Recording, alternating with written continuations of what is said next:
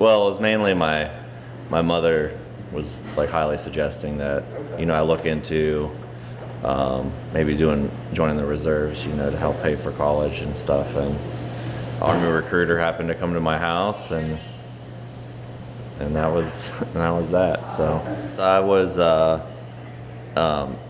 chemical, biological, radiological, nuclear. What we did was we were trained to, if there was ever like an attack, we would go in and clean everybody and everything before it left the site, so they wouldn't spread the contamination. Well, we would have to wear all the mop suits and everything, so we wouldn't get contaminated. And there would be it was kind of like a car wash line, that people would come through.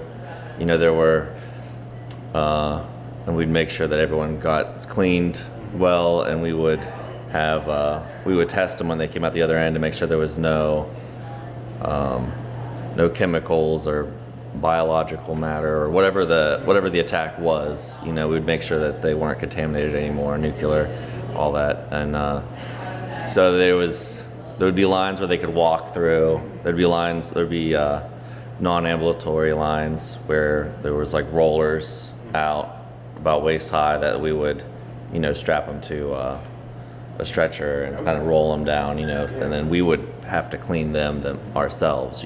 Actually, there was 3 times I was told I was going to be deployed, and for 3 different reasons I ended up not going overseas. My parents said, or my family said, it was because of their prayers that kept me stateside. But yeah, there was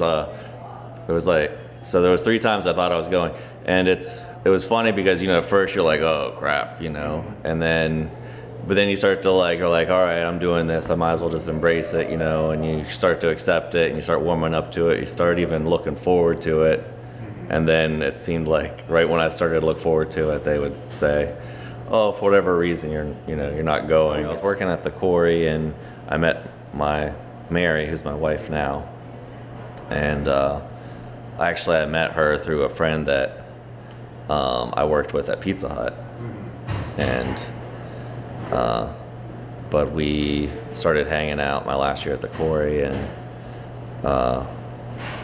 shortly after we started dating, it was about almost a year after we started dating, she decided that she wanted to open a restaurant, her and her best friend, and they asked me if I was interested in joining them, and I was all in. Yeah, I was a sergeant when I got out, but just how I kind of learned from them on how to lead, has definitely influenced me, not only as a business owner but as a father as well. So I would say that it probably definitely gave me the confidence and motivation that I needed, to step into this. For over a century, Farmers National Bank has stood strong. Through booms and busts, peaks and valleys, we've learned to know the seasons and how to grow in each of them. During challenging times, everyone is reminded of the value of solid relationships in both life and business. Farmers, stand strong.